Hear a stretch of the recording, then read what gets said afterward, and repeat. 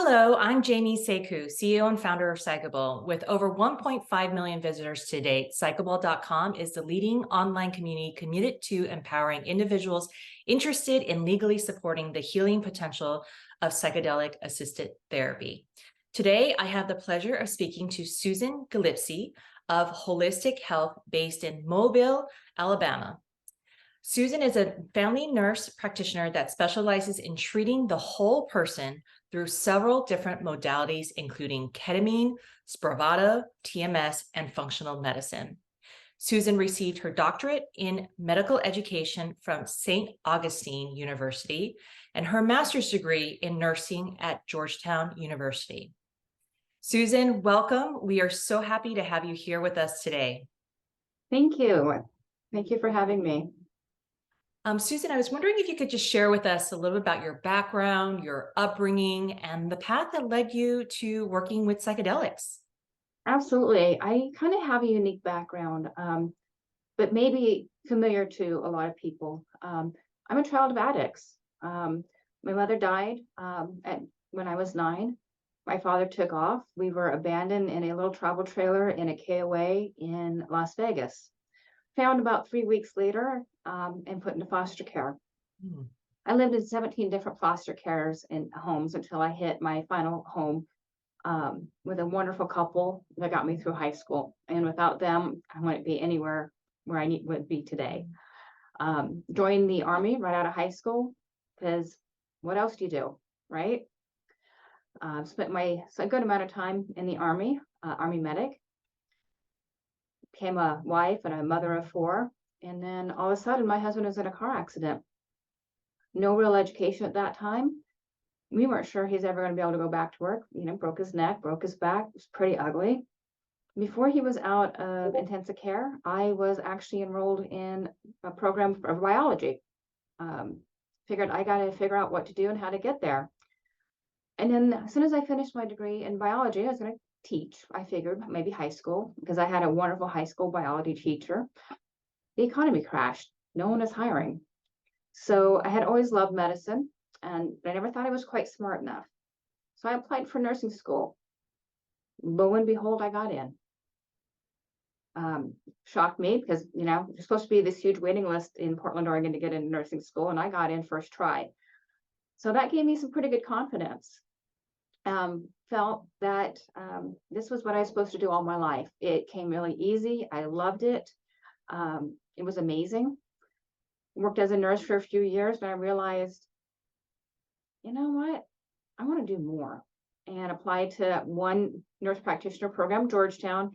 Again, figuring if I don't get in, it just wasn't meant to be. Lo and behold, I was accepted. Loved it. Started working for a large corporation, family practice. Realized quickly that I don't like assembly line medicine where you see a patient every 15 minutes and just give pharmaceuticals. That's not my thing. I want to get to know my patient, want to really dive in deep, find out the root cause. Let's fix that root cause. Let's get these patients healthy, and which led me to opening my own practice. A little bit of a journey. Yeah, that's quite a journey. I'm sure many evolutions. I was curious if you could provide us an overview of your services now that you've evolved into your own private practice. What does your approach look like?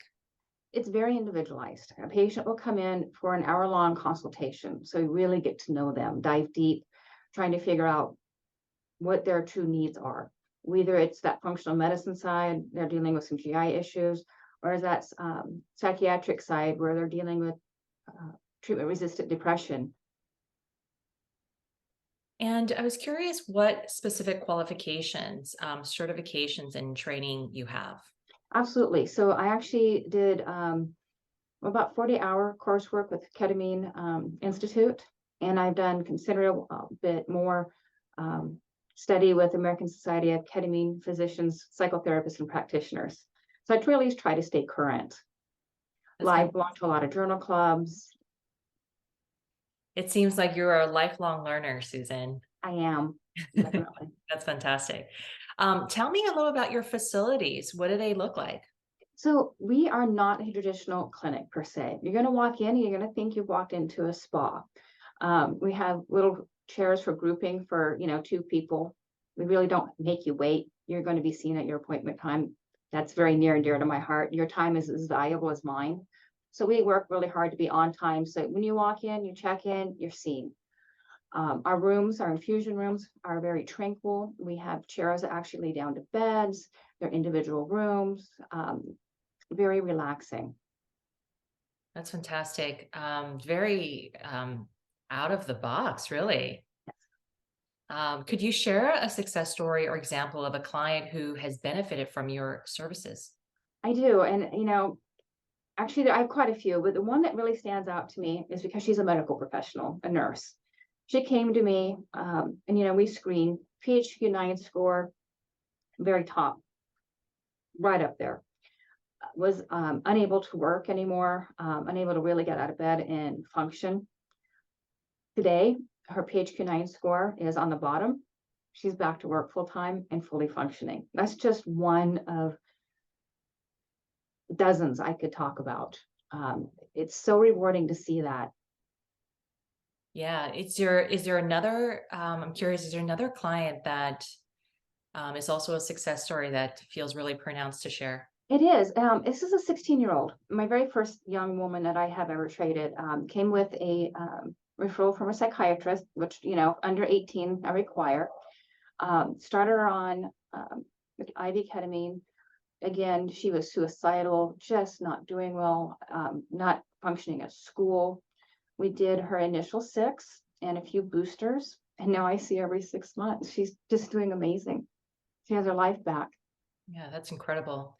I was curious what recommendations you have for those who are considering working with your treatment center or even finding the right treatment for them. Research, educate yourself. I tell all my patients, I don't take, you come in, you do your evaluation, I send you home to think about it for at least 24 hours. And I encourage my patients or prospective patients to get on YouTube, type in ketamine for depression, watch patients' experiences, watch some of the researchers talk about ketamine, make sure that you know what you're getting into. I also provide a handbook that I have written that how to prepare for ketamine. And I require all my patients to read it because it is the unknown. It is scary. Your experience is unique to yourself. And the best way to prepare is knowledge. I was curious if you can expand a little bit about your handbook. I think that's so interesting. Yeah, it's just a 4-page handbook about how to integrate ketamine to make it the most successful, how to prepare a playlist, some meditation, eating healthy and clean, things like that. Quit watching your crime shows. Bring only positive into your life while you're going through this. That's how we see the most success. So really setting the conditions, setting the Setting environment, intention. setting Yeah. intentions. That's great.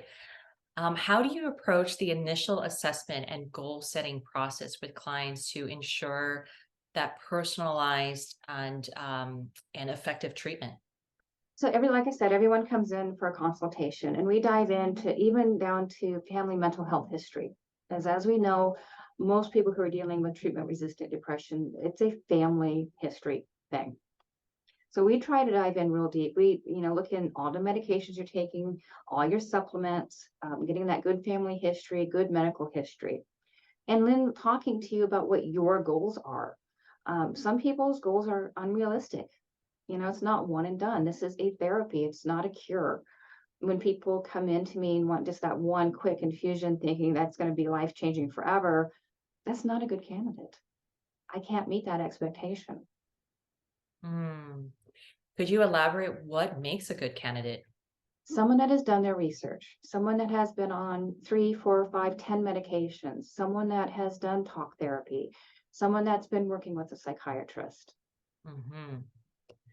I'm a last line treatment. I'm not your first line.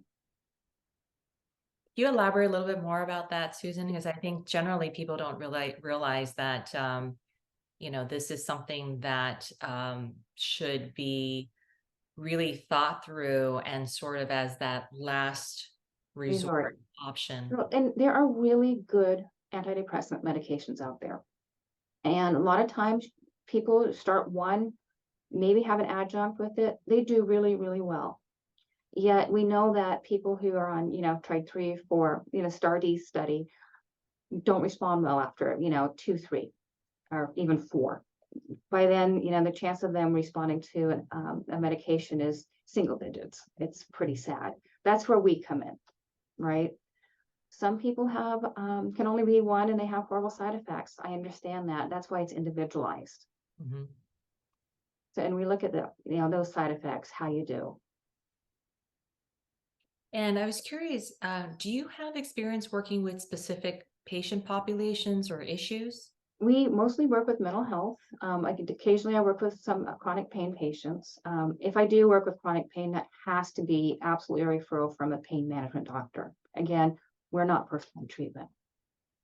Um, we work with a lot of psychiatrists. We'll send patients over and therapists because they've exhausted what they can do for those patients. And I was curious, do you collaborate with other professionals or practitioners to provide more of a comprehensive care for your clients? I do. I work with other family practice, psychiatrists, specialists, you name it, I work with them. That's great. I was really struck by your share around addressing root causes. Yes. Can you elaborate a little bit more around that and how your work complements and looks into root causes?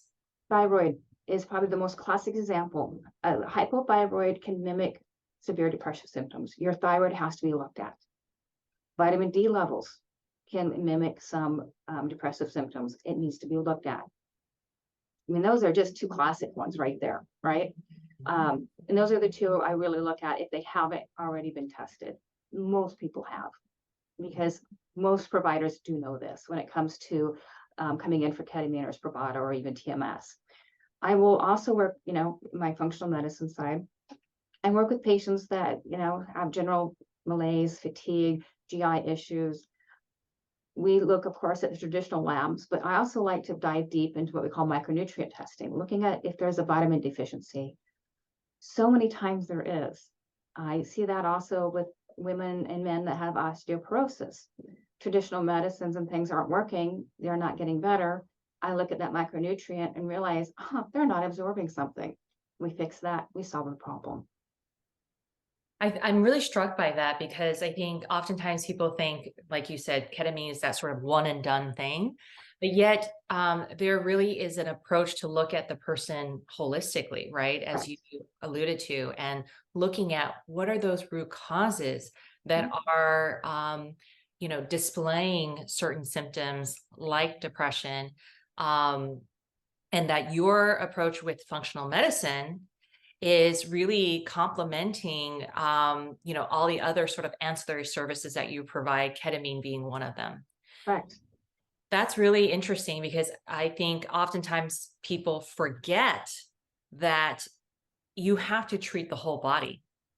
Well, and not just the whole body, you have to treat the socioeconomic part of that patient, the spiritual aspect of the patient, lifestyle. It's not just the body that makes you who you are. That's right. Yeah, absolutely. What I'm hearing you say is this is about the body, mind, soul, and spirit. Yes, ma'am. Wonderful. I was wondering if there's anything I didn't ask you that you would like to share with our viewers. I think reiterating that it's important that you do your own research. Dive in deep to the treatment options and modalities that you are looking at. When you come in to be seen, your provider is going to really respect that, and you're going to command that respect that you know what you're getting into, you've done your research. Talk to your other providers as well. See what they think. Some may be on board, some may not, and that's okay. Don't let that deter you from your research, but it's good to have more than one opinion. And again, realizing that this is a treatment, not a cure. Most people stay on ketamine or Spravato at least monthly. The only true, and really it's not even a true cure. I mean, we have had success putting patients in remission with TMS. And I do call it remission, not a cure, because we don't know if those symptoms are going to come back. Yeah, I'm really struck by when you are sharing that this is about educating yourself. And I think more so it's around a collaboration Yes. with your practitioners with your medical care professionals. Mhm. And support like Psychable, and looking on and talking. There's a lot of support groups online that you can be involved in, and dive deep into having questions answered. And again, you got to take things with a grain of salt sometimes.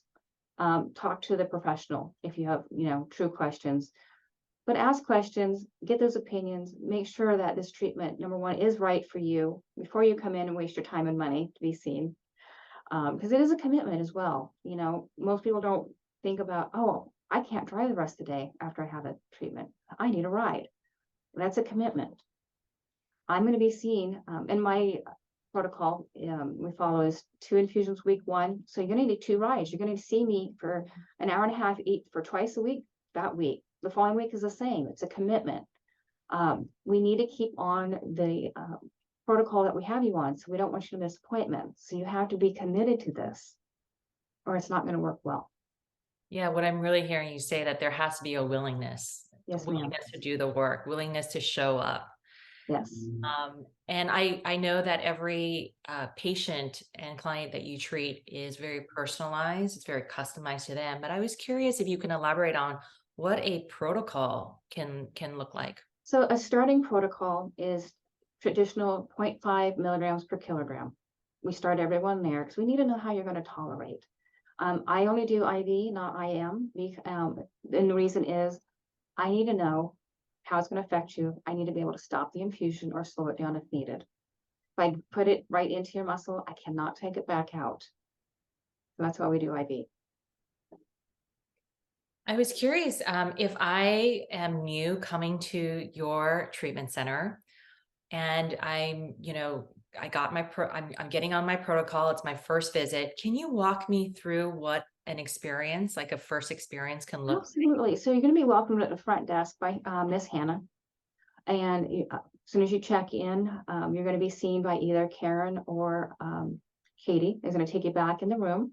And we're going to hook you up on get you comfortable in your room, get a 5-lead EKG, a blood pressure cuff, and a continuous pulse ox all hooked up on you. Get a nice set of vitals.